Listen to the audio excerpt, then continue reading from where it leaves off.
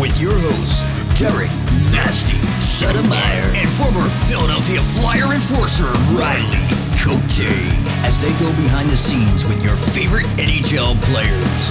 This week's guest is former Philadelphia Flyer sniper and fan favorite, Simon Gagne. Time to face off.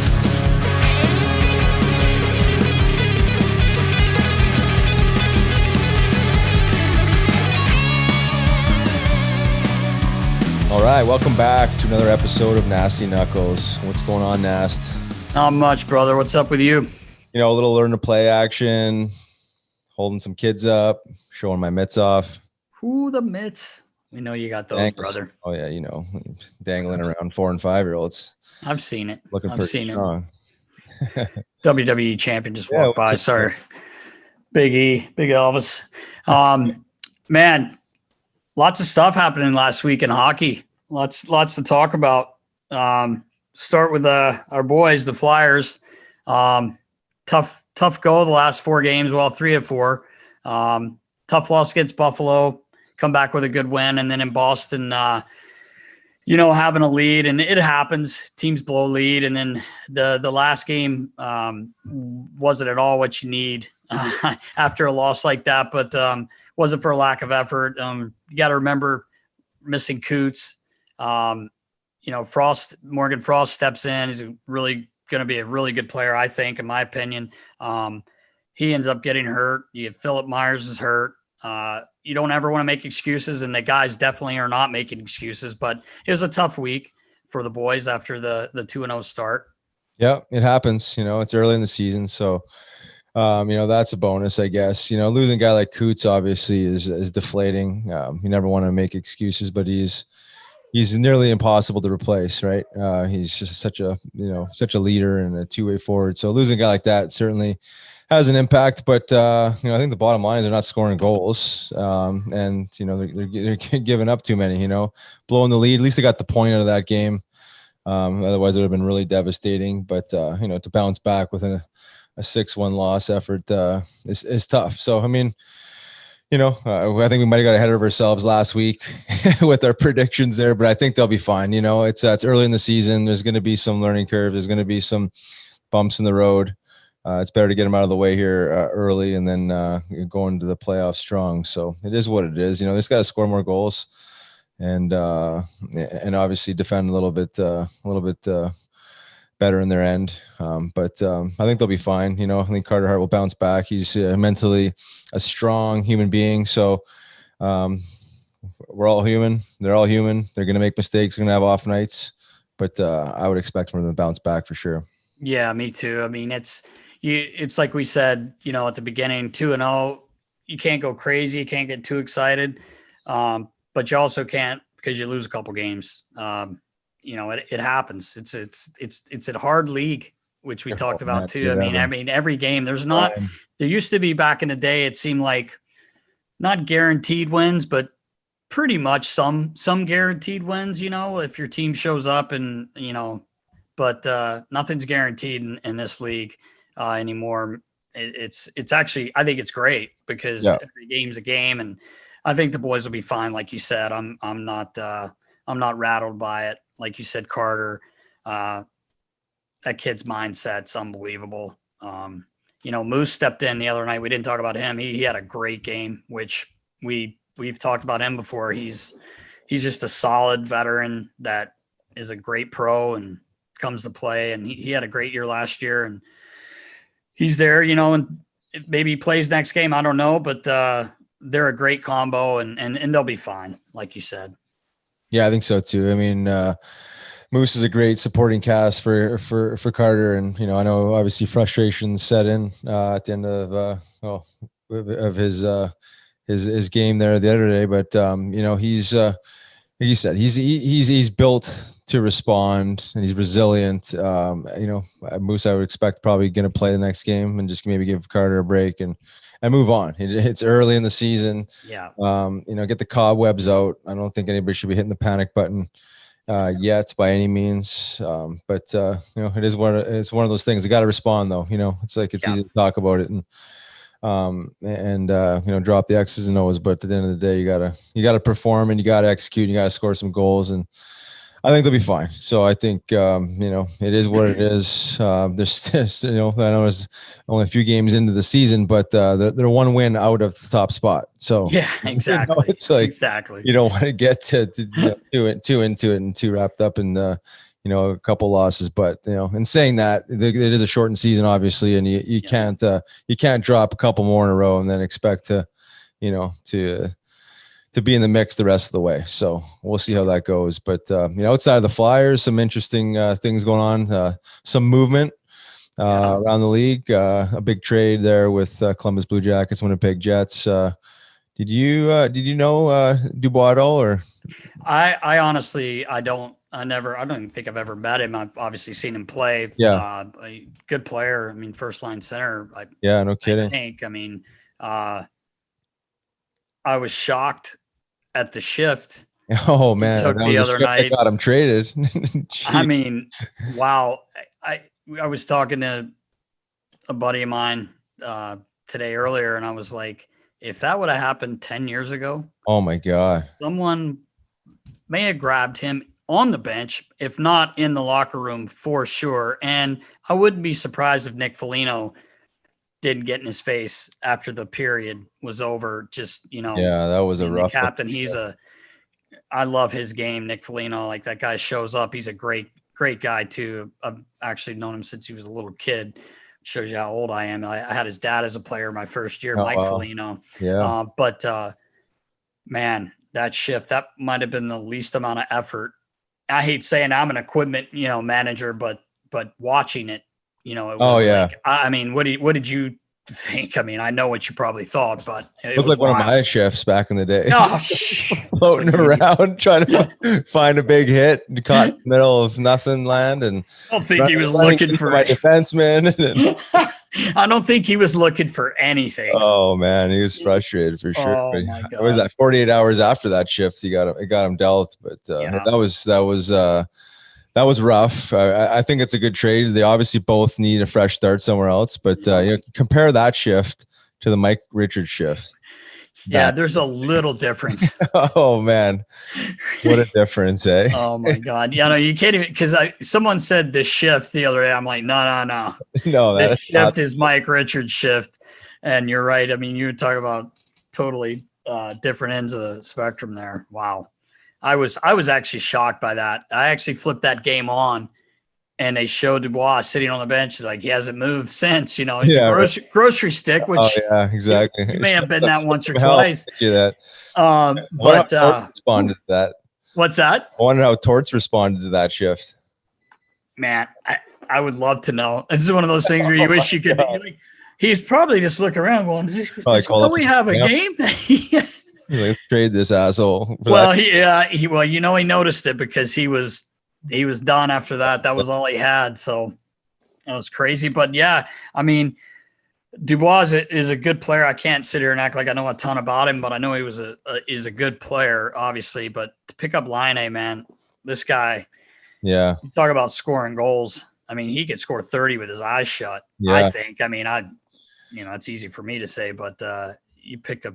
I mean, your power play just went up big time. Once he's got to fit in, and I would imagine, I'm not even sure, but I would imagine Max Domi's on their first power play unit. I'm not really sure, but you got a big time player there now. That, like you said, it's good. Both guys probably needed a change of scenery, so Laine hopefully goes in there for Columbus and wants to light it up. Yeah, I'll tell you what.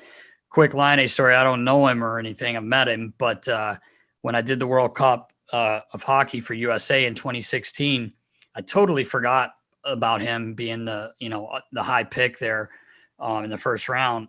And we were playing Finland in Washington, and the very first shift of the game, he came flying down the right side. I still didn't even realize it was him, and he let a wrist shot go, and it reminded me of Jeff Carter. Oh yeah, you remember just effortlessly skating faster than everyone, and just a little snap of the wrist. But he shot the puck, and I was working the door, and it was obviously at our DN, and that puck Quickie, Jonathan Quick's an unbelievable goalie. Obviously, we know that. This thing went by Quickie, didn't go in the net. It hit the glass, but then Quickie kind of moved. And I'm like, who just shot that puck? And then he came by the bench. I was like, oh, it's a kid, Line A. Yeah. Wow. And then Heavy. obviously I got to see him the next few years here in the NHL. But he's a goal scorer, man. Oh yeah. Yeah, I think he'll do well in Columbus. He just needs a fresh start and some new scenery. I think it's good for a lot of guys in those situations when they get stale. Go somewhere else and start fresh. So, how about your boy Simmer? Man, how happy were you for him? Like, oh yeah, God, I love that man. I was so happy he got that goal the other night. A couple records with that, didn't he? Yeah, it was his 500th point and I think 100th power play goal. That's and it was his first goal as a Leaf, I believe, too. So yeah, it was. I was so happy to see that. I got like 3 texts from people saying, your boy just scored, Simmer just scored, and I'm like, oh, shoot. I missed it live, but I went back and obviously watched it. But could be happier for him. Hometown guy, there. And I know he's excited. And Simmer, he'll fit right in Toronto. I mean, how can you looks good. He looks good in the white and blue. He does, man. He does. There, man. It's just he is one of the best team guys I think I ever, there's a bunch of you guys, but I mean, you talk about a team player, man. Yeah. Wow. And things when he was here with us and he ended up getting traded, unfortunately, at the deadline, he wasn't playing as well as he could, and he knew it. And of course there were some injuries there involved, but you guys never make excuses in hockey. And, of course he's not going to say anything, but he was doing anything he could, like he was fighting. I remember the one night in Pittsburgh, we were down 2 or 3-0 and he hadn't scored in a while. He got in a big fight, had his nose broke, but won the fight. And I mean, I remember Claude, I think Claude gave him the player of the game helmet because he got us goal. We ended up winning the game. Yeah. Because he was willing, he went out there and did that. And, other things weren't going his way at the time. But anyway, what a great man. I was happy to see him get that, and hopefully he gets a lot more. Yeah, for sure. I'm sure there's more to come. Yeah. Right in his office there on the side of the power play. Good. Right on. Well, I think it's about time that we introduce our next guest. All right. All right, Riggs, let's get on to our next episode here with the Simon Gagne, the Gaggy, which is brought to you by DraftKings Sportsbook. Pigskin fans, the moment you have been waiting for all season is right around the corner. And DraftKings, the official daily fantasy partner of Super Bowl 55, is bringing back their golden ticket giveaway with up to $55 million in prizes up for grabs. All you have to do to get your share of these huge prizes is enter DraftKings free Super Bowl prediction challenge. Once you submit your picks, you will get a free instant prize up to $25,000. And if you have the most predictions correct, you could win the top prize of $1 million. Download the app now, enter the free prediction challenge, answer questions like who will score last, and boom, get ready to make it rain, baby. DraftKings has paid out over $7 billion to its players since 2012, so they know a thing or two about big paydays. Download the DraftKings app now and use your promo code Knuckles to enter the free $55 million Super Bowl prediction challenge.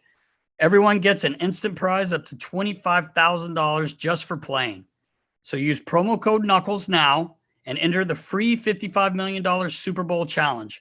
Only at DraftKings, the official daily fantasy partner of Super Bowl 55. Terms, conditions, and eligibility restrictions apply. See DraftKings.com for details. All right, welcome back to another episode of Nasty Knuckles. I'm Riley Cote. I'm Derek Settlemyre. We're very, very excited today to have a special guest on. This guy looks like he walked out of a GQ shoot or something. He's so damn sexy and good looking, but we're so happy to have the Gaggy Simon Gagne. What's up, buddy? What's up, guys? How you doing? Doing great. Thanks for joining us. We appreciate it. You're welcome. You're welcome. Congrats on your show, guys. I've been watching, and you guys doing a good job. So, congrats. Really happy to be on the show today. Thanks, brother. Once the COVID restrictions loosen up, we'll have to have you in person because that was the plan always. But yeah. See. struggling with the protocols. So appreciate you carving out the time for a Zoom call. Yeah, that's good. That's the way to do it now, I guess. Huh? So, Yeah. It will be pleasure next time I'm down in Philly to sit down with you guys in person. Awesome. That'd be awesome, man. Be awesome. Gaggy, what's going on, man? What are you up to these days? Not much, but no, we've been pretty much locked down here in Quebec City. We're having curfew at 8 p.m. every night. Like I guess like everybody else now in Canada or United States, we struggle with the COVID-19 and it affect everyone, businesses, the kids going to school. That's a good thing. Didn't stop that. Oh, that's But good. My oldest is playing Pee Wee, and the season's been stopped now since November. So we'll be able to skating once in a while, just me and him, but no practice, no games from him. So basically, right now it's almost like he's losing the whole season. And same thing with my two girls. You know, they do some dancing in gyms, and everything's been canceled. So. It's a tough time, but at least we start to see that the case go down and look like the curfew's been working, and hopefully we'll have some good news in the next couple of months with the vaccine that start to come down here in the country, and we'll cross our fingers that hopefully this summer the life will get back to close to normal. Yeah, I hope so. My little guy's, he gets to go to school. He's back in school Thursdays, Fridays, but he's here Monday, Tuesday, Wednesday, and it's tough on. He's 6, so it's tough on the younger kids, I think, maybe than the older kids. But yeah, it's starting to, things are getting a little better around here. So hopefully soon, like you said, we can get you into Philly. 1, to hang out, and 2, to get you in the studio as well, man. Sure, sounds good. Yeah, tough times for everybody. I think everybody's going through it in their own way, shape, or form. Nothing easy about this last 12 months. There's no question about that. But moving on to your hockey career, Gags. Obviously, had an amazing career and spent most of it in Philly. I mean, do you want to talk about in 1998 when you were drafted? 22nd overall, and then just that progression and into from a junior hockey player into the role of being arguably one of the best goal scorers in the game in your prime. You want to talk about that process and the feeling of being drafted and coming to Philly? Yeah, sure. My year that I was supposed to get drafted was 98, like you said. The draft was in Buffalo, and funny fact, when you're ranking to be selected in first round, you're pretty much meeting every teams in the NHL, and I met probably more than 29 teams, and the only team that I didn't sit down and meet was with the Flyers. Oh, no way. So I had no clue. I had no clue that the Flyers were going to select me 22nd overall. I was ranking 15, I think, at that time. So all the teams that I met the day before the draft, I remember a couple of them. One jump in mind was the Blackhawks. I think was like selecting 14 or 15, and they said, if you're there, we're gonna pick you. And so basically, Chicago come up and they select. I don't remember his name, but for sure that was not me. So I was a little bit disappointed. And then they were not the only team. A bunch of teams that said if I was going to be available at that time, that I'm going to be their pick. And so more the first round goes on and on, and I'm not getting drafted. And now Flyers come up, and I said, no, that's a team that I don't think they want me, because I didn't sit with them. They didn't ask me any question, no meeting with the Flyers. So no, that's it. I'm not going to get drafted 22nd by the Flyers. And I think Jersey were right after the Flyers. So I guess I might go to Jersey. So, but Bobby Clark come go up and said from the Quebec Rampart, Simon Gagne, and I was pretty excited to be Flyers at that time. And the fact that I didn't know, my brother grabbed me and said, "Hey, I was part of 2 training camp with the Flyers a long time ago, so I was almost following the footstep of my dad." That's awesome.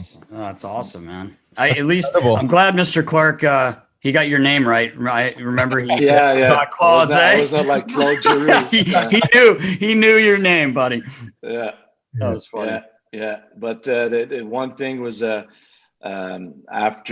sure, I asked around the table, and one French guy that was a scout was Simon Gagne.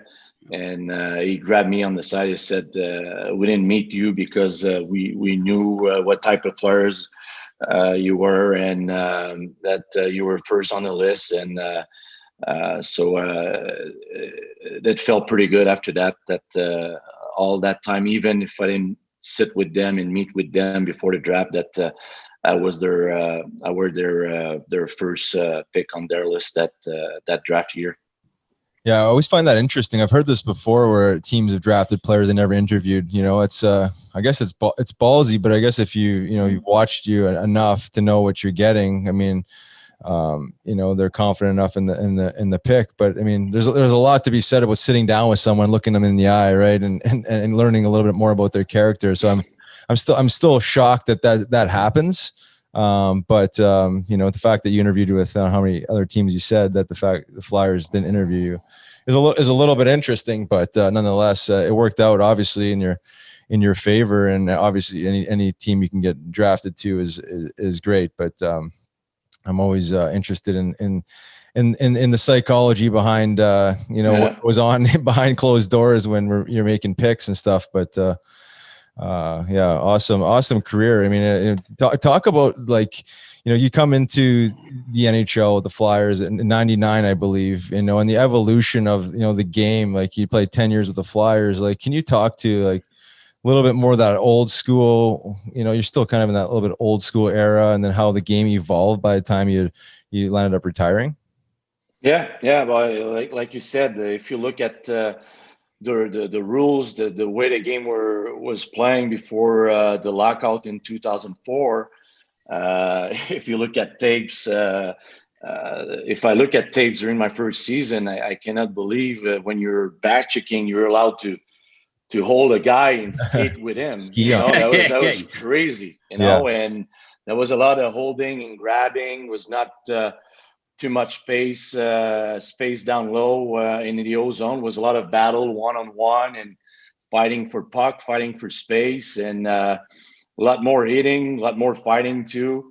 That was a type of hockey that I think was harder to play.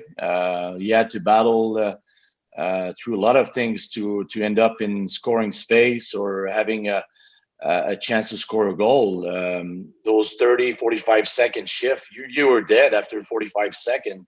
If you stay longer than a minute, you're dead. So you dead tired. So that was the type of hockey I knew to play. Right. Even in junior was the same way. But I knew that my first year, Roger Nilsson was their coach, and another funny fact, I got drafted as a centerman. I never played left wing in my whole career before that. So, and Roger Nilsson, after 10 games, I think, I'm not sure if I had a goal.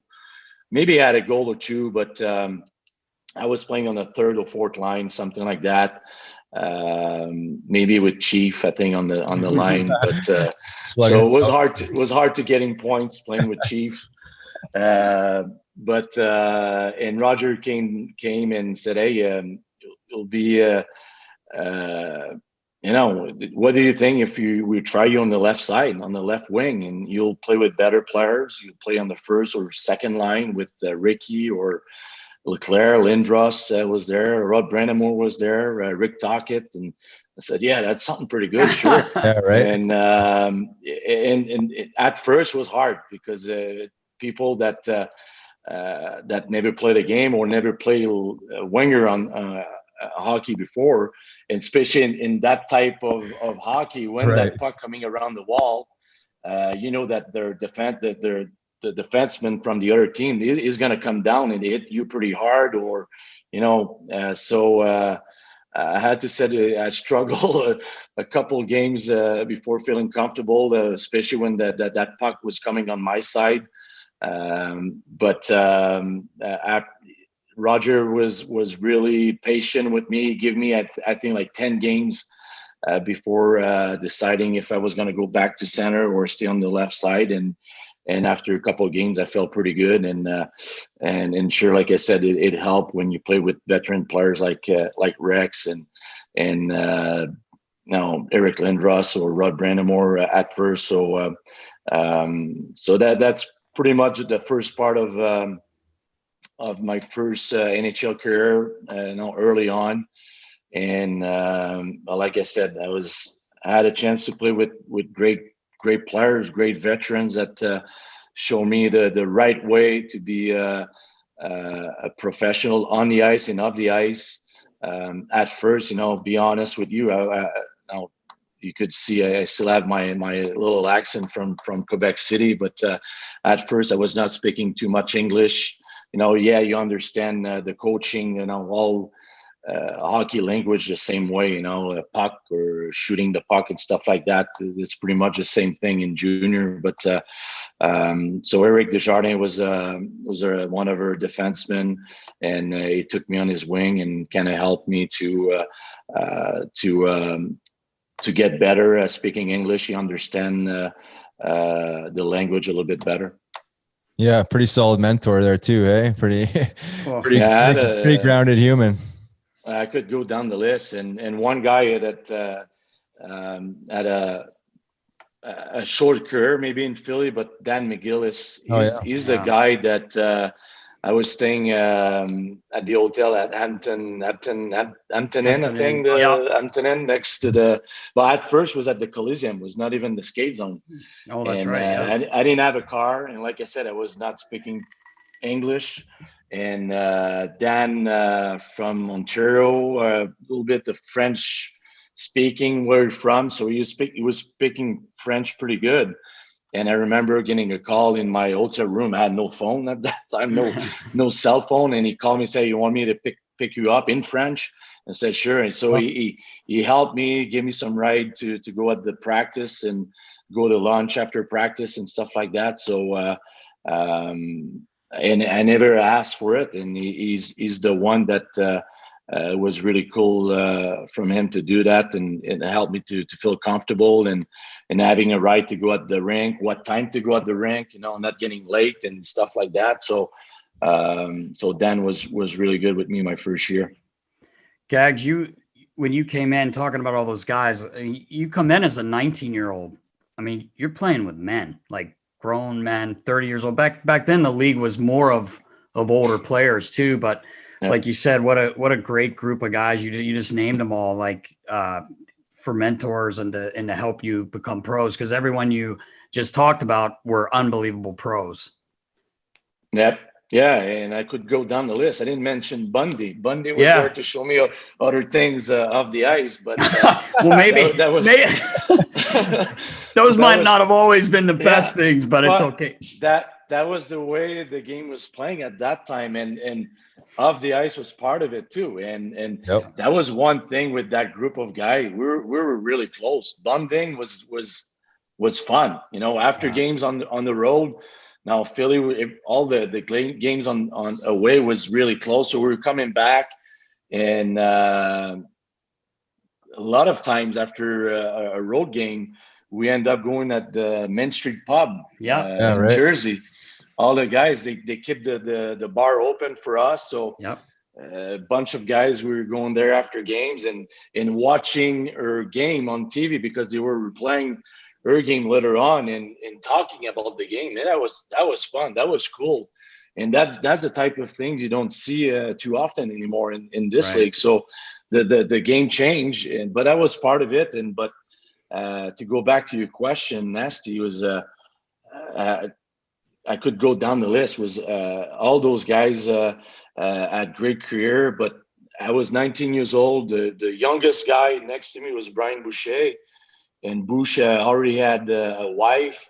I'm not sure if he had kids, but he was already married. So I had a girlfriend, but I was by myself for a bunch of times. So it was no. Willie came down 2 years after, but was no Justin Williams, was no younger guy like me to understand what I'm going through. So, but those guys took me on their wings and make me feel welcome right away. And like I said, I learned so much from that first year. I was confident to make the team at 19 years old because of the way I play in junior, the way I play with Team Canada at World Junior. That gave me a lot of confidence. And but like I said, don't know if we're talking about draft. If you're getting drafted by another team, if I will have the same first success that I had my first year with the Flyers. Yeah. Right. Yeah. So, I mean, I guess it's hard to ever know that, but I guess, the fact that you landed up in Philly with a great situation, it lands up being, the make or break for the player, right? I mean, a great player can land up in a bad situation and then, their career could be, at least at the very start, rough. But it sounds like, it worked out very well for you. You mentioned all these great players that Flyers had, and not just great players but great people, which is obviously more important at the end of the day. But just building off the the evolution of the game. You mentioned the off ice as well as the on ice. Obviously the clutching, the grabbing, the speed of the game's increased through the roof to this day. But the off ice, like you kind of mentioned it, like that it was a different animal back then, right? I mean, that was almost like part of the culture, was that team bonding. It was like you leave practice, and maybe it was even before your time, but it was like almost mandatory to show up at, at the wherever tavern for a couple midday pops. But maybe talk about like what you've seen even towards your NHL career, how the game evolved off the ice and how mindful guys became and how much focus there was on actual sports specific, hockey specific training, and then just maybe removing some of these say bad habits that guys seem to have had throughout their careers. Yeah, well, like every sport, and the game will change, will get better. And if you go back 20, 30 years ago, hockey players didn't train in the summer, right. And one guy decided to train, and he sorry the language, he fucked up everything, I guess. But hard to believe, but eh? no, but no one, the training camp was to get back in shape and finding your game, and season start and you're good to go. But one guy decided to do it, and he started to play better, I guess. He ended up a better player, and that's the first step. And after that, in my time, was off ice. Maybe go at the gym in the summer, maybe five times a week. Train an hour and a half, do some cardio. Don't put the skate until maybe August, maybe a couple of weeks before camp. And we're talking about early 2000. But I have to say the game kind of changed after the lockout in 2004 when the game got faster. They changed the rules. No holding, no grabbing. It came down to a speed game. No more red line. That was one thing that opened the game a lot more, and so you had to be in better shape, be better, quick, work on your quickness. So your training had to change in the summer. If I go back and remember leaving the Flyers for the summer, telling me that I need to get bigger, up here, I need to gain some weight, you need to get close to 200 pounds before next summer. So I remember working out and trying to get the muscle and, having a body that will look like a culturist, and hitting the and when they check your weight, you want to be heavy, and that's not the case anymore. Now you forget about, you want to take care of that so you don't getting hurt, but you want to get stronger down here, get bigger legs and be strong up down there, and quick feet, like I said. So your training had to change. Slowly they start to look at more your body fat. At first, I think my first couple of years was like, you need to be around 12-14%. Right. And if I go back to my last year with Boston, that was 10%. So, and when you're getting older, that's it's tougher, to get leaner, and it's easy to gain weight and stuff like that. So, everything changed, train wise, off ice, and now you get more stuff that players have to do of the ice, not only gym, but you have to hit the ice, working on their skills on the ice, power skating, stuff like that. So it's definitely more work now that players have to do, that I had a chance to taste a little bit at the end. Yeah, it's evolved quite a bit since you've left the game, actually, too. Just the way these guys train and the mindfulness that goes into it. And, like you said, like there's no more bodybuilding. There's no more like heavy lifting. It's just so much about prevention of injuries and being a functional athlete. And I just wanted to ask you a question, being a skilled guy. And you were you grew up in the era of still when there was enforcers. And I understand that part's pretty much out of the game now, but me being, a tough guy back in the day, I had a memory of you my first year with Hitch. We were in West Point. You probably don't remember this.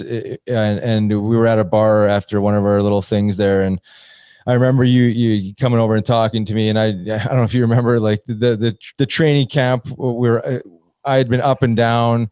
Hitch made a public statement that we didn't need toughness. We didn't need a tough guy. And then I can't remember the game, what happened, but I think a couple of guys got pushed around. So next thing you know, I'm called back up, and then I'm in West Point.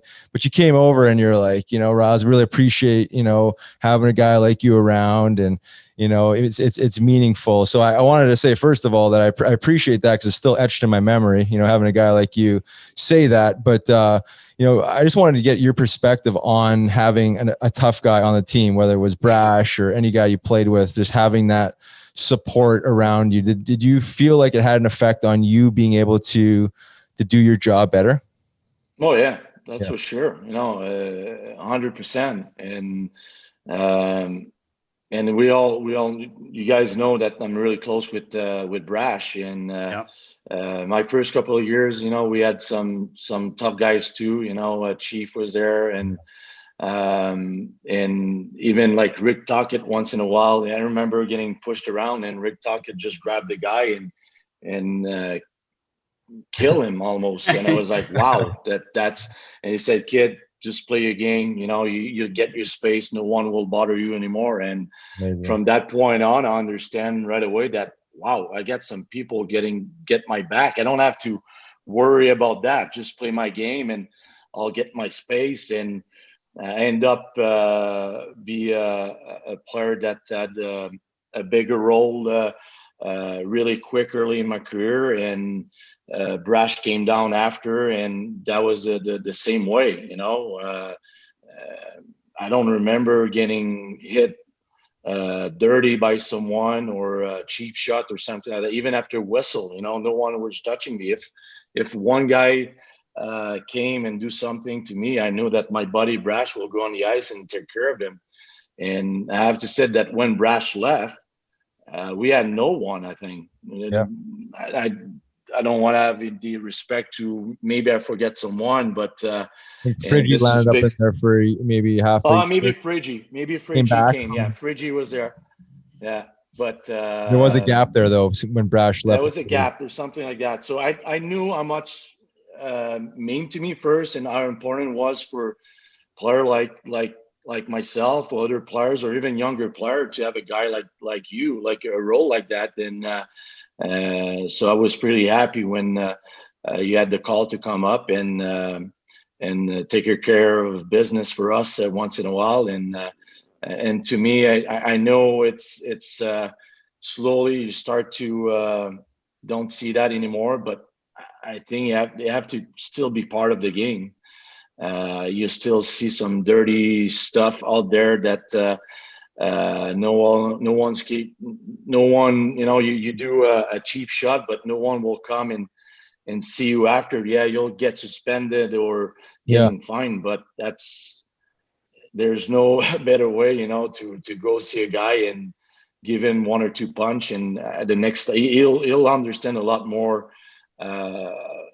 by getting whacked a couple times than getting fined a couple thousand or getting suspended for one game. So I have a hard time with that, but in the same time, I understand that they want the game to be more clean. Is that going to help? I don't know, but the big thing, I think, Riles, I think it's with concussion now. But the other thing that I've been reading, fighting, it's part of maybe the problem, but not that much, I think. But only 4% of all concussions come from fighting. Yeah. So yeah, exactly. So it's after that what guys doing, after their career, that I think we have to pay a little bit more attention to it. And I know the NHL's got a program with that for that to help players that struggle after hockey. And but that's what it is for now, and it's something we'll talk about not only now but for the next couple of years for sure. Yeah, that's definitely for sure. Gags, one thing, going back to the training aspect of everything you were talking about, they wanted you to bulk up. It's too bad you didn't know Riley then, because somehow he weighed 225 when he played for the Flyers. And double whoppers with cheese. On about a 175, 180 frame. So there's something he was able to take that got him really strong and a little bit bigger. But the band's yeah, it might. Yeah. Gags, wanted to ask you about the Super Bowl party you had, or bring it up, not ask you about it. But Riley, I'm not sure if you know about this. Gags, obviously one of the leaders on the team, and years back he had a Super Bowl party and made the mistake of inviting everyone, staff included, and so myself and even our local Bauer rep, Timmy Parr, one of Gaggy's good buddies, and all of our good buddies, actually. So quick story. So, we're going over Gaggy's beautiful, beautiful home, and he's having the whole team over, and Timmy comes. So we got our bottle of Grey Goose, and Gag's big kitchen and all this food and everything. So I pour us a drink, and me and Timmy crush one really quick. And so he says, "Give me that bottle." He starts pouring it. And as he's pouring, he looks at me and he says, "I'm on a roll." I'm like, "Oh, wow. This is like a triple," right? So anyway, fast forward 2 hours later, me and Timmy can barely speak English. We may have been speaking French. I'm not sure, Gags, but maybe we ended up, it was many stories to that whole day. But one of the funniest things is Timmy's wife, she was trying to make sure we weren't ruining Gags' place. We ended up upstairs. He had this really nice floor and these couches. And me and Timmy started throwing peanuts at each other. Don't ask me why. And guys are probably like, "Get these two out of here." Gags was being nice about it, just laughing at us.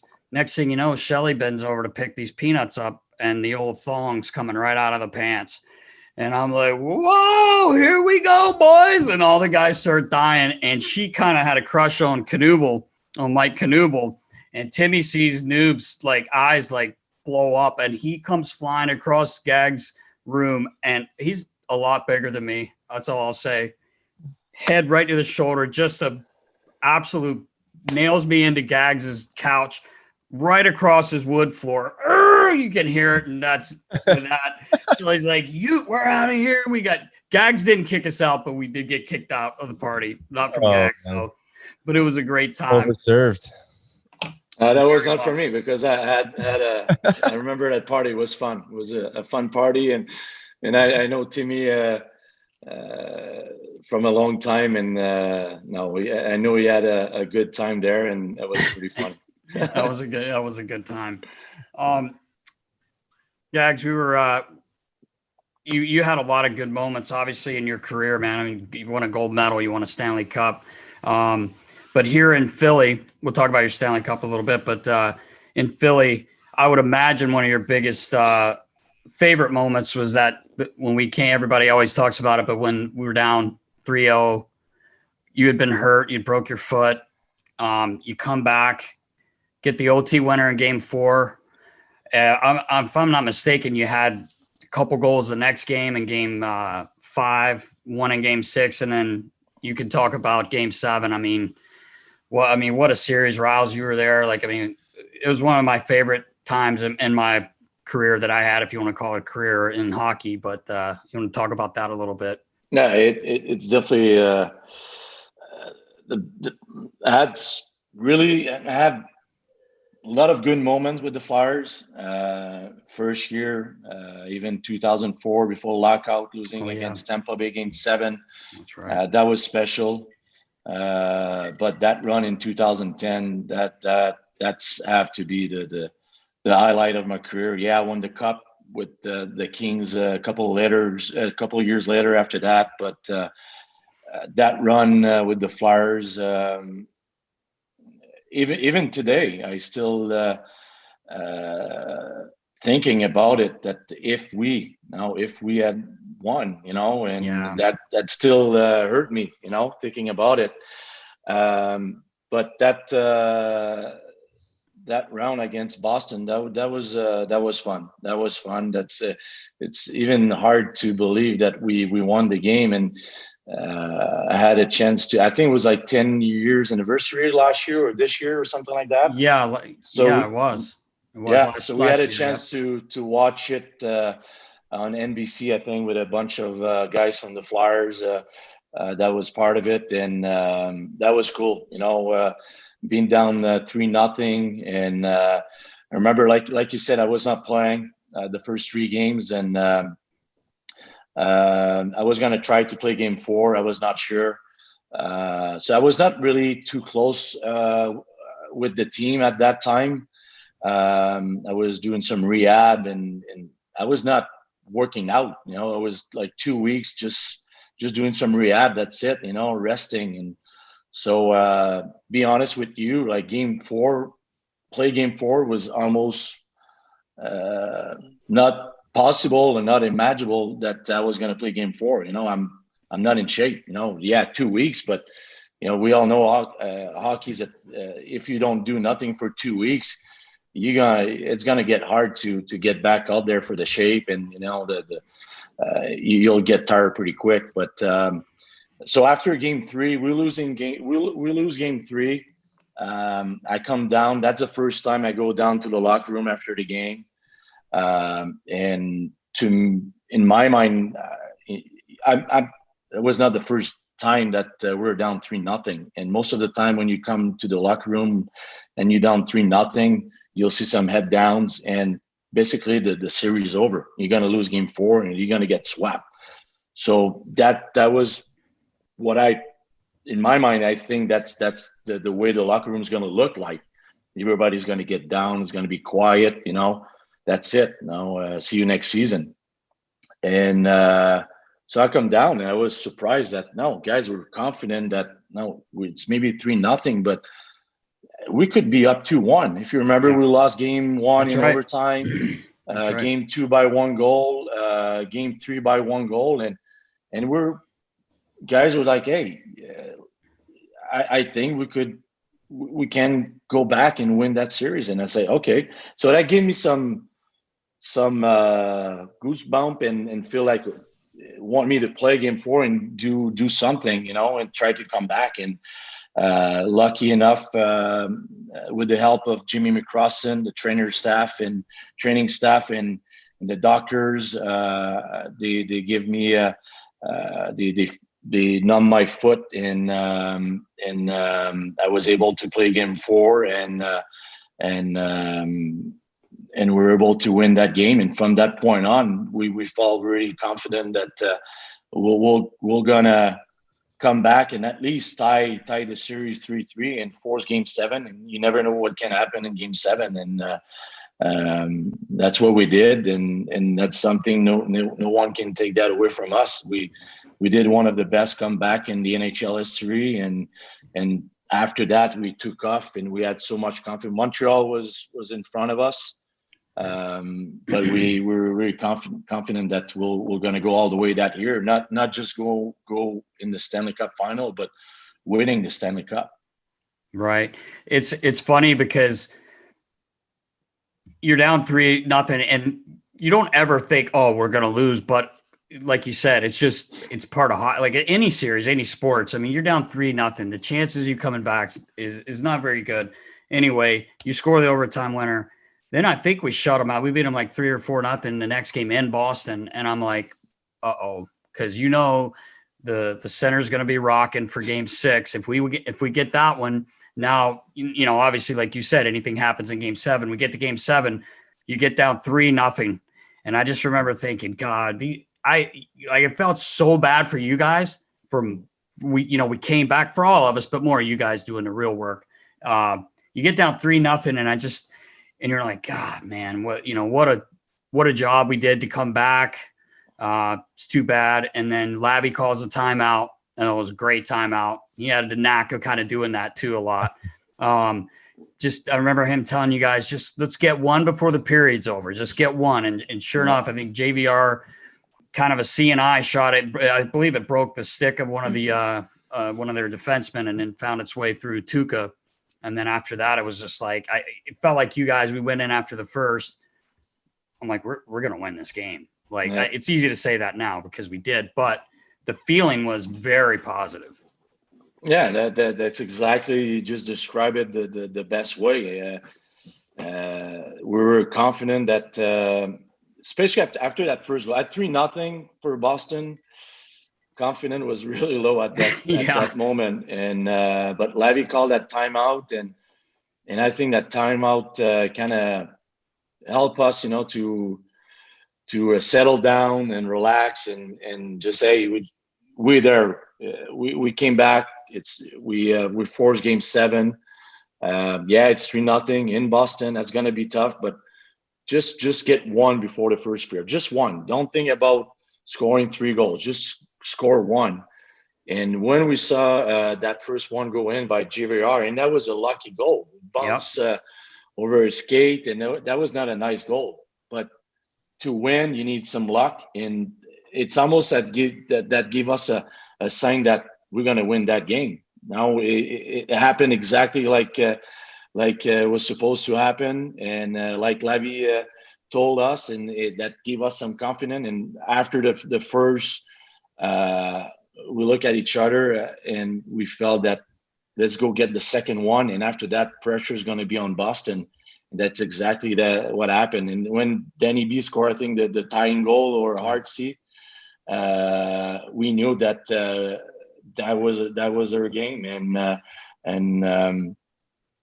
they took too many men on the ice. It was 5 minutes or 6 minutes left, and like I said, it was almost like the karma. It was almost like it was meant to happen that we were going to get a power play, and lucky enough, I'm the guy that got that goal, and it was a setup play that we try a lot of time in Richie on the power play. Bunch of guys that did it before, the sit-in twins in Vancouver, Eric or Danny on the wall shooting the puck hard, and I'm just putting my stick. So Richie did the same thing. I just put my stick there, tried to deflect it, but it was a Boston Bruins defenseman there that stopped it with his shin pads, and the rebound, the puck just came right back on my stick. And I remember from there, I said, just shoot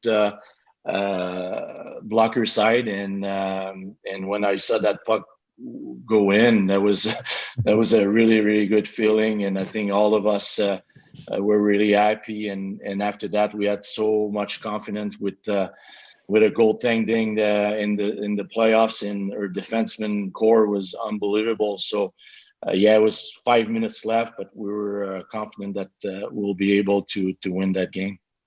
that goal, you want to talk about a goal scorer's goal, Riles. I mean, that was an unbelievable goal. And you're right, man. I love watching. I've watched it 100 times. I just love watching the bench too. And when you scored that goal, and there's a really cool thing on that I've seen before. I don't know if you guys remember, but a ton of people went to the center. Yeah, that's what I was going to say. That. And it was so cool. They show your goal, everyone's celebrating on our bench, and then they go to the center and it's delayed a second, and then everyone. I mean, it's just still gives you chills, like seeing it. It was a great time, man. It was one of the best years I ever had in hockey. That's for sure. Yeah, me too. Yeah, it's tough way to go down.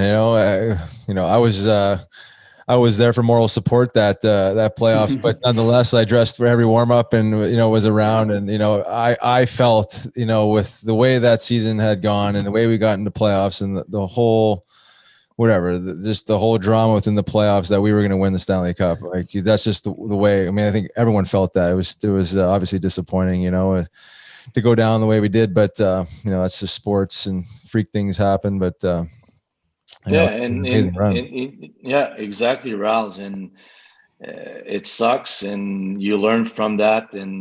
But going to the Stanley Cup, it's some players never had a chance to go once in their whole career, so that's a big accomplishment. And when you go there, both teams want to win. Both teams believe that they're gonna win it. And to me, I think that we're a bigged up team. Prongs was hurt, Richie was hurt, Cartsy was hurt. Yep. I was hurt with my foot. Goalies was banged up. Wow. And sure, it's almost impossible to be 100%. When you're in the Stanley Cup Finals, everybody's got some bruises, little injuries, but I thought that our group was really banged up at the end. We're not 100%. Like I said, it's impossible to be 100%, but let's say like 90%. When your top guys are hurt, it's hard to win. And to me, that we forced Game 6. We lost in overtime, but that was not the Flyers that we saw against Boston or Montreal. We did our best. We had some guys that were unbelievable. Danny B, Hard C, Billy Leno. Those guys, you could see they had some bruises. They were banged up, but not like had to take some needles before games. They were okay. You see them with a bag of ice after games, but not much. So you could see they had something left in their tank. But me, I remember, and even Richie and Cardsy were like drained. Like I had no more left after Game 6, and to win, you need everything. You need that little extra energy. You need luck to win. But to me, if the team that have the most healthy guy in their lineup has got a better chance to win. And sure, I don't know how many guys were hurt on the other side, but to me, I felt that maybe Chicago were better on that side, and that's maybe why they won it, because you force Game 7, even if Game 7 is in Chicago, Stanley Cup final, everything can happen. You never know. You never know. That's right. Since we're talking about Stanley Cups, I mean, why don't you talk about your year in LA there, winning a Stanley Cup? But since we're talking about staying healthy in playoffs, I believe, and correct me if I'm wrong, I believe that playoffs, the LA Kings went the whole playoffs without any injuries or man games lost. Is that true? Yeah, and it's funny because you basically what I'm just saying about a run in 2010. I kind of. To me, it was when you go all the way, you go in the Stanley Cup, you're going to have some guys that hurt, that will have to take needles before games and stuff like that. Yep. I think it's, in my mind, it's normal. It's part of the game.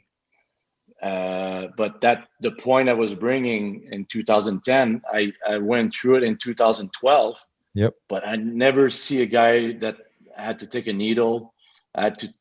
You see some guys with ice, a bag of ice after a game, but we were not banged up. We were like healthy group, no big injury. Your top gun was like fresh, energized, no big injuries from their on their side. So that group was fresh, was healthy, and we. To me, I think it's part of success if you want to win. And like you said, I don't think we one guy missed a game, and to me that was we had a really good hockey team. But I think if you want to win, you need that on your side too.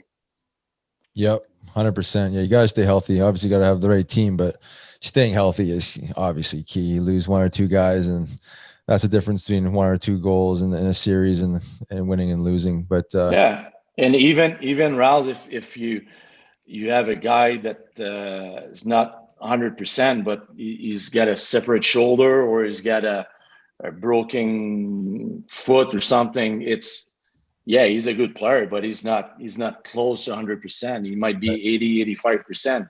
You like to see that guy not having to take a needle or taking some medicine to help him to play a little bit pain-free, but it's almost impossible. So if you're able to play and not having to go through that, you'll get a lot better result from your top players if they're healthy.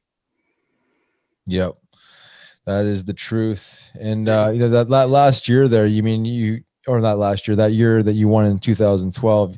I mean, I think you played 34 games. You played a lesser role. Were you banged up that season? Yeah, I after Christmas, I got hit. Not a big hit, but I had another concussion. And I was older at that time. I was ending at the end of my career. I don't know, like I was 32, 34, I think. And I had two kids. Another concussion. It was maybe my, I don't know, 7, 8 one. So it started to be a lot, that was in 2012. We understand a little bit more about that type of injury. That could be something that you'll have problem in the future. So I didn't want to take any chance. I told the Kings that I want to make sure that before I come back, I want to be 100%. And I had to say things went really, really good before I got hurt. I had a really good start with the Kings, and I was really excited to join a team that I knew a lot of guys. Justin William was there. Richie got traded in the summer. Kartsy came later on, but John Stephen was an assistant coach. Terry Murray was a head coach at start of the season. Oh, that's right. Got fired, and after that, Daryl Sutter took over. But I was really excited. I felt that a lot better than when I got traded to Tampa Bay. That took me a while before I felt comfortable there in Tampa. But in LA, I feel like home was fun. But injuries happen, and especially that one in my case with the history I had in the past. I didn't want to take any chance, and I took 3-4 months off. After that, when the playoffs start, I start training again, skate again with we call it the Black Aces. Be around the team a little bit more, going at games and stuff like that. And you never know. And that year we went all the way, and I was able to come back just in time for the Stanley Cup final and play some games, and finally be able to realize any hockey player's dream, winning the Stanley Cup. And a couple of years just before with the Flyers, the bad taste, the bad memories just kind of went away when I left that Stanley Cup. And it was almost that I lost with Philly. I pushed pause, and I get another chance to go in the Stanley Cup final a couple of years later, and that time not losing my chance to accomplish the ultimate goal. It must have been something. It's always it's always nice to win anything, but to winning at that level, especially if you've put in, I think, probably 12 years of hockey, well, NHL hockey at that time, to finally to hoist the Stanley Cup must have been something surreal. So congratulations again for that. That was awesome. It's funny how excited I always get for guys like Gags and Chemo and Mark Strike, guys that were here and just such good people, and every guy actually that's left. You love watching guys lift the Stanley Cup, but it was really special with Gags, and those other guys that I mentioned. Gaggy, quick question. I forgot about Coach Terry Murray being there, and then Daryl came in. Kind of a switcheroo was that with Daryl? Because I've heard so many great Daryl stories. I mean, so many from Chief, from Richie, from Karts, and other guys too. But what was that like with Daryl? That was definitely a different feeling in the locker room, and a lot of respect for what Terry Murray did with the Kings, but I didn't like the feeling when I came in.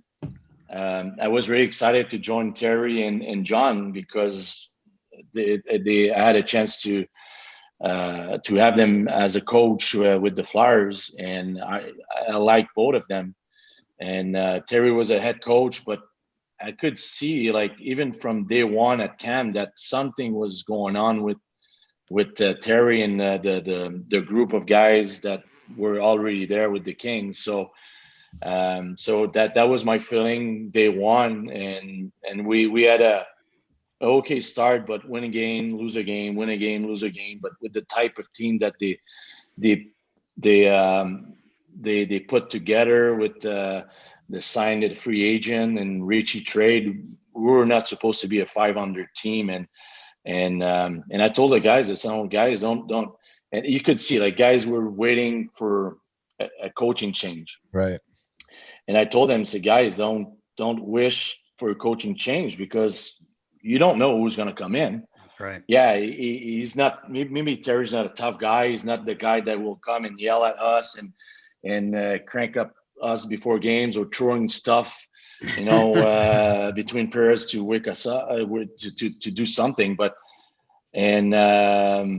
so that happened. He got fired, and when they announced that Daryl Sutter is going to be your head coach, some guys was, whoa, that was a wake up call, because that was definitely a different type of coaching, and but that he was going to be demanding on us, tough on us, maybe more old style type of coach.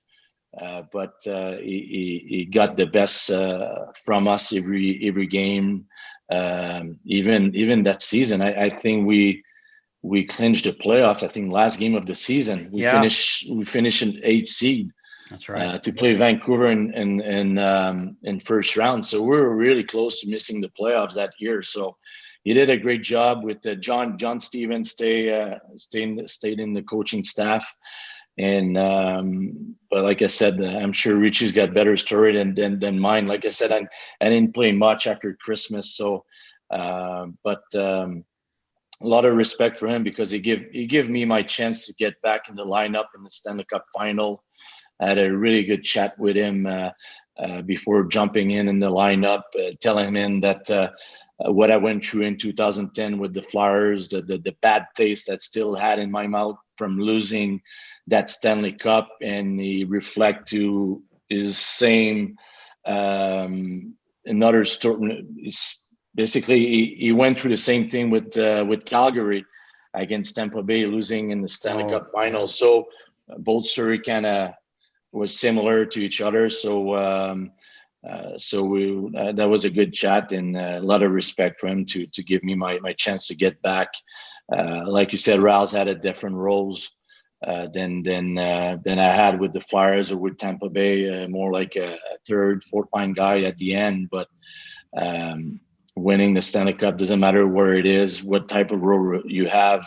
It's more the accomplishment of what you did your whole career, all the sacrifice, all the injuries you had to go through, what your parents did for you, when you were younger. So it's a trophy celebrating with all your friends and family, your teammates. So it's a lot of things comes into your mind when you win that thing. No kidding. Yeah. That's Just awesome, makes man. it all worth its while. Hey, when you sit back and reflect on your childhood and your hockey career, when you win a trophy of that nature, for sure. I wanted to ask you, you mentioned the concussion that last year, and I knew you had a concussion, and I forgot that you're out for that long with it. How are you feeling today? I mean, with your just physical body and your head and neck. 'Cause I know you had some neck issues there too when you're in Philly. Yeah, I had some neck problem that was coming from the concussion that I had from the past, and right now I'm feeling pretty good. And at the end, when I decide to stop playing and quitting hockey, I have to say that was a lot of things that came to that decision. But my injury, all the concussion that I went through, definitely pushed me to the retirement at the end. And I didn't want to take any chance to maybe play another season or two. Definitely at the end, my roles were less. I was playing maybe 8-10 minutes a game. I was not playing anymore on the power play. One thing I remember was tough was when you go in overtime 3-on-3 and you're not on the ice, you just sit there and for 5 minutes and watching the game, and you end up winning, but you didn't do anything. So that hit me. I was, I'm not sure if I like that. And so, but at the end, I didn't want to take any chance and maybe waiting for that last one that will put me out of hockey and maybe having some problem in the future. And I had 3 kids. I want to be able to enjoy life with them, playing hockey with them, doing stuff with them. And I'm lucky. I don't know what the future is going to hold for me with that. Like I said, I had 8 of them. But right now I'm doing great. Some like you were saying, some neck problem once in a while, some headache once in a while, but I think it's coming more from my neck than my brain. So so lucky enough right now. So hopefully I'll be okay for the future too. Well, that's good to hear, because I'm going to throw this out here since we're on the pod. I do have a spot on my men's league team. You are 40 now. I know I'm lying about my age. I haven't quite got there yet. Maybe. But Gags, we do need a guy that can. We got a lot of scores, but we could use your, just all of your experience and everything. You may not get a full shift on our team. We just won the championship again. Not sure if you knew about that, but but you are 40 now, but you're going to be 41 in about another month or so, a little over a month. But you're more than welcome to fly, and we'll fly you in every Sunday night. You get to stay over. My surf, turf. Yeah, exactly. I still play once in a while, so I'll come down. Okay, good. we just started our winter league, so 2-0, not a big deal.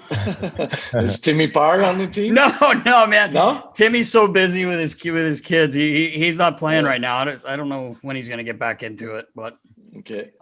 Also, Gags, just so you know, I just finished up 11-0 as a head coach in Elvis's Chipmunk League ball hockey. So congrats, bud. Yeah, thanks. I'm sending out some resumes now, because you never know. Like sometimes early in the year, the NHL is looking for a new coach. Like it's a shortened season, so I'm figuring they see that 11-0 with my Chipmunk League, 4 to 6 year olds. I've got a shot. I mean, I'm a little demanding, but I think I got what it takes. 11-0. Oh yeah. I was little Elvis. Oh, he's good, man. He's a mess. Good. He's a terror.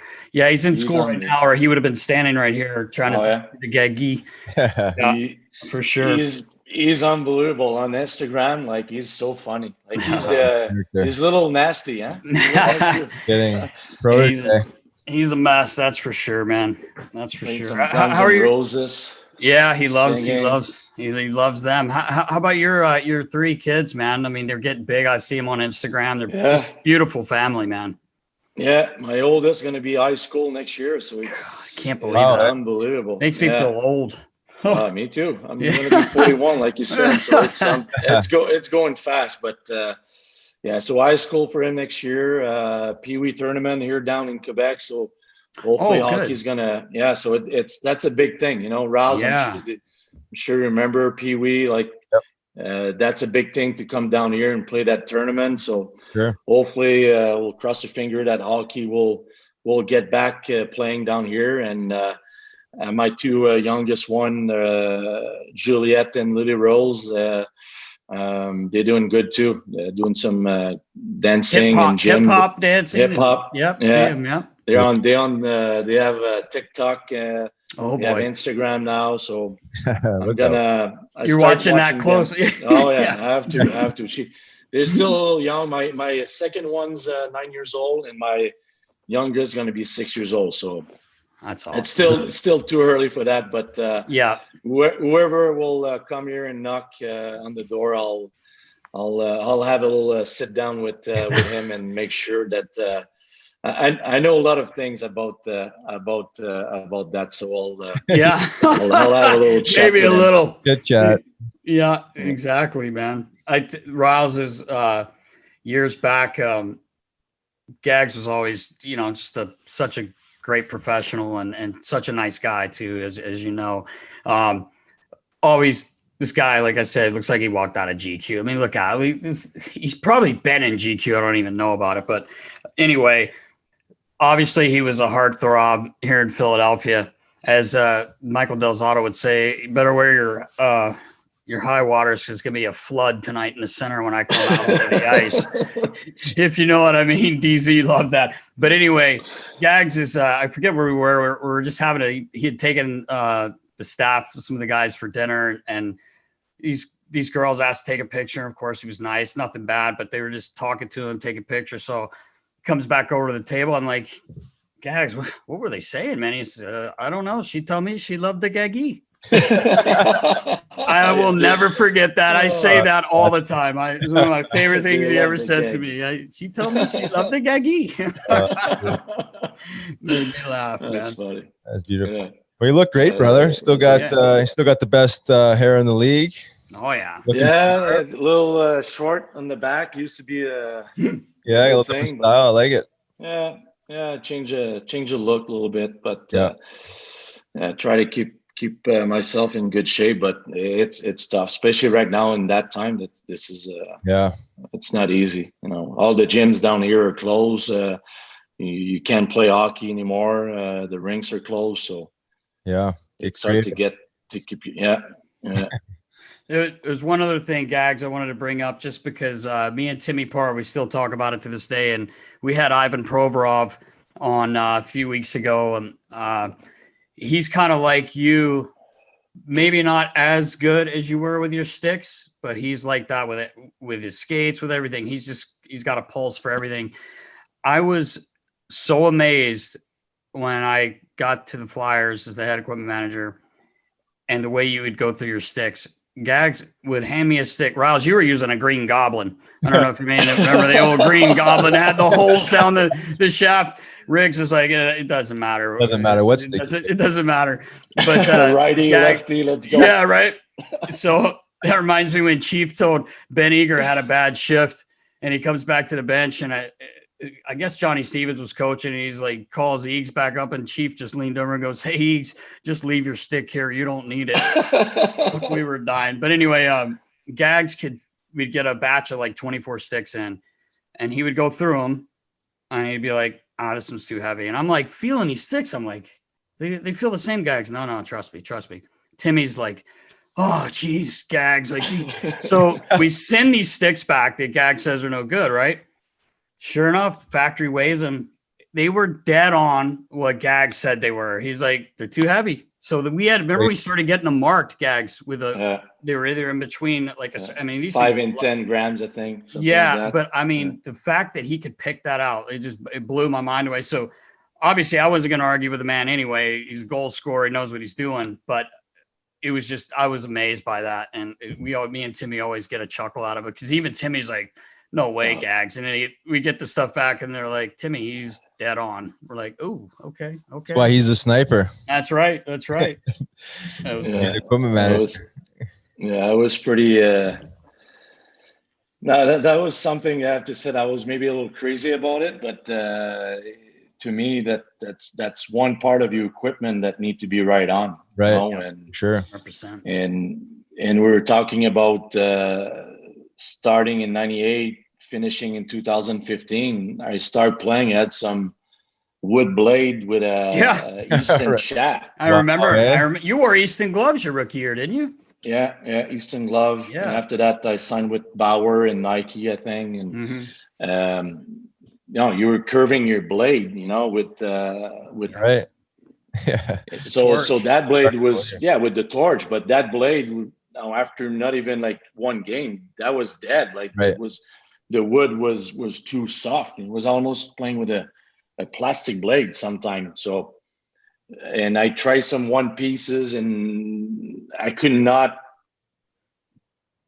understand why players like to play with that. There was no feeling, puck was bouncing on it. And in that 2004 lockout that we had, we missed the whole season. So I remember asking Timmy Parr to send me some one-piece stick and I played with it for the whole year in men's league down here. And I start to get used to it and get a better shot. And after that, I could not believe that how many years that I played with a wood blade with a Easton shaft or a Bauer shaft. That was like not even close to what those sticks doing. And even today, their sticks are getting better and better. And but so light. one, oh my God. and one thing, my stick had to be really light.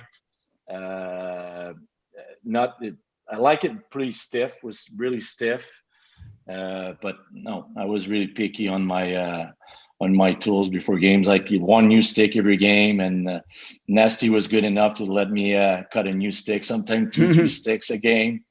But if you remember before warm up, I was putting 3 stick there, and I was trying them once, like one by one, to decide which one's going to be the one tonight. So I was tough on Timmy Parr a couple of times by text message after games that your sticks are bad and they're too heavy.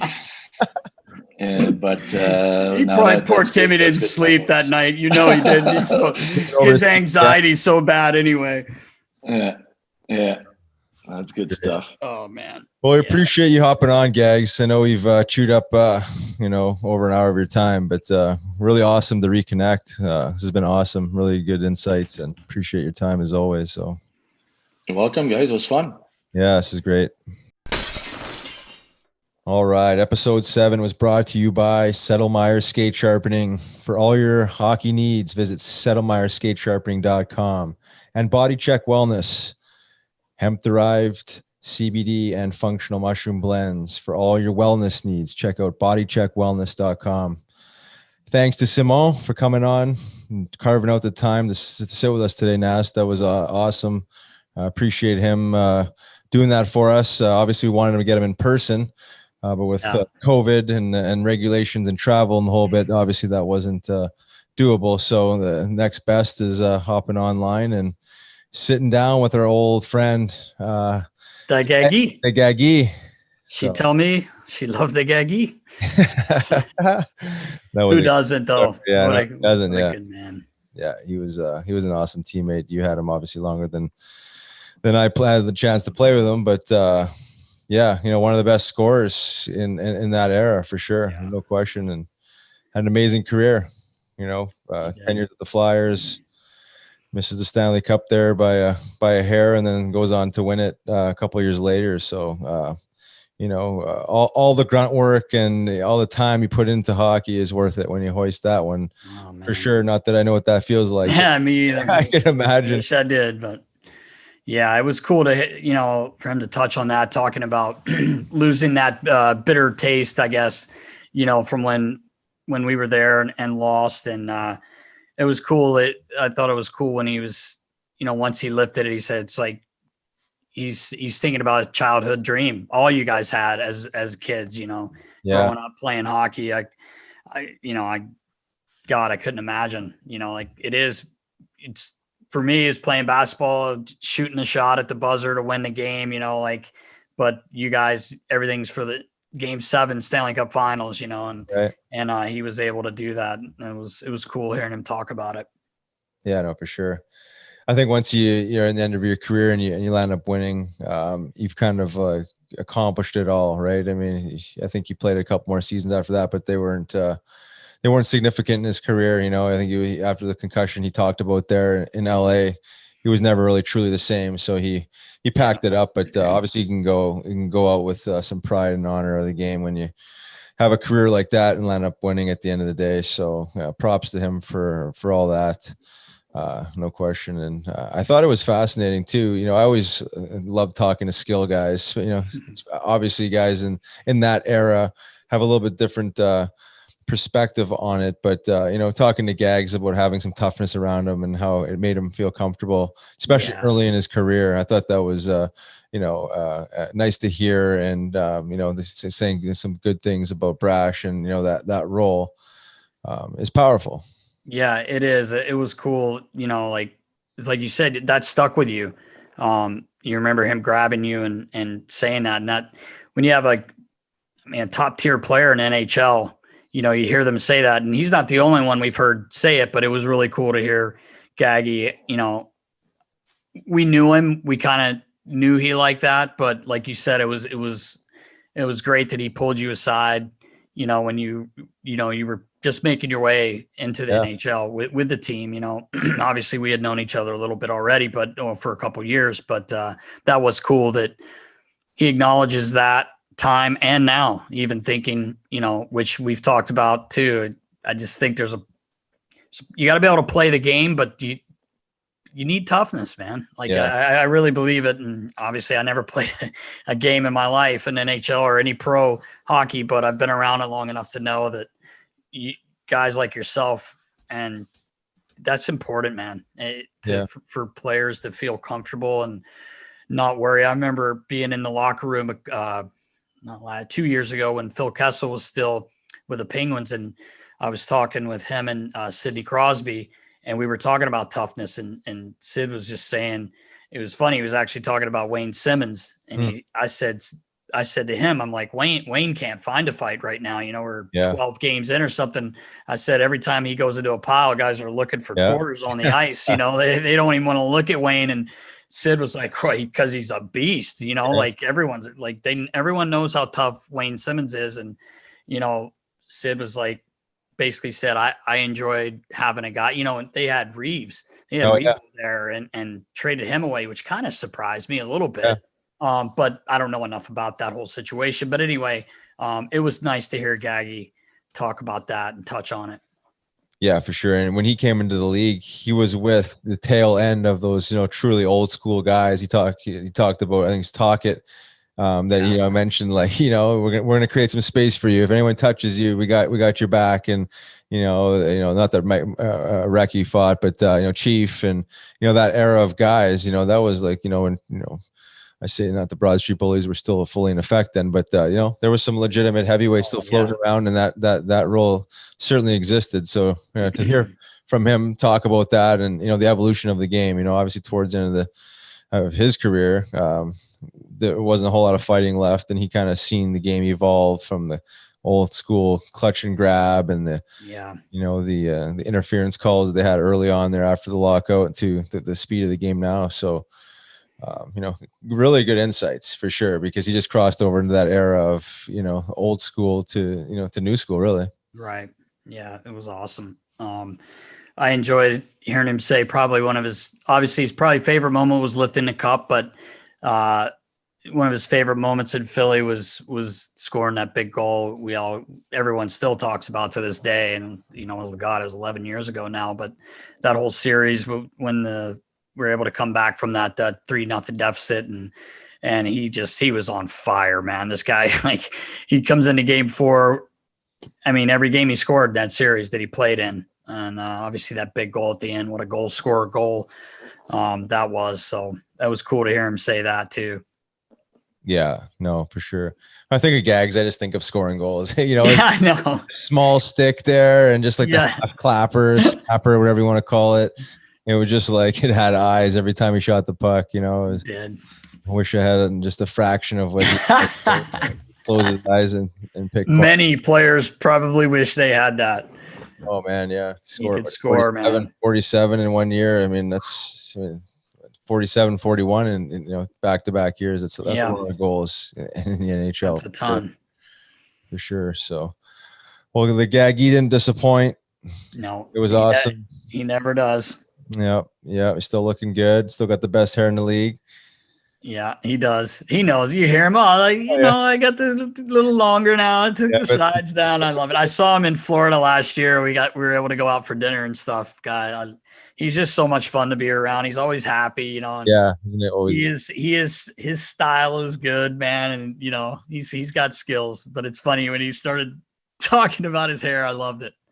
Oh yeah, he's a beauty. He hasn't changed. He's got the same sparkle and same energy. He's always, like you said, he's always a good guy. Like I always felt like he was in a really good mood. Like I never remember Gags feeling like he was like, in a bad mood or pissed off. Like, yeah, obviously he was getting frustrated, but like, there's some guys you remember just like, oh, wow, he was just like really grumpy and really, mad at the world.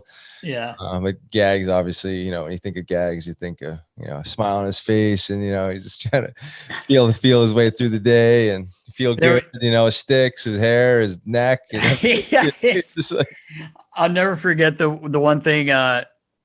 We were in the locker room. I don't know what I was doing. I was doing something in the locker room, and you and Randy Jones were sitting there, and Danny Briere and Gaggy were speaking in French. Obviously, you grew up, your dad spoke French. Yep. And Jonesy played in the Q. Yeah. So he learned French. Yeah. So I'll never forget those two talking, and you and Randy answered them like in English, and those two's heads spun around, and they were like, "Wait, what's going on here, man?" And you're like, well, my dad's French, and Cote. They weren't Cote. They weren't saying anything bad, but it was just funny. Like when you two answered them, whatever they were saying, I didn't understand it, but I thought it was one of the funniest things. I'll never forget that, sitting in the room and those two turning their heads around at you and Jonesy. I didn't even know Jonesy spoke French. I didn't know that either. I never put 2 and 2 together with him playing, because he played college too. So he played at, I believe, Clarkson, if I'm not mistaken, Jonesy. But anyway, I just thought that was pretty funny. But he was great to catch up with him, man. Like I said, like you said, it'd be good to have him come into to our to do a pod as well. We'll definitely get him in the studio. Because I know there's a lot more we could talk to the Gaggy about. Yeah, that's the truth. And there's nothing quite like getting in person with someone and talking to them face to face than hopping on a Zoom call. But it's second best for the situation we're in. So yeah, for sure, we'll work with it. But anyway, Nast, I think that pretty much wraps up episode 7 of Nasty Knuckles. Be sure to tune in next week for episode 8. Have a great week. Stay safe, knuckleheads. See you, knuckleheads.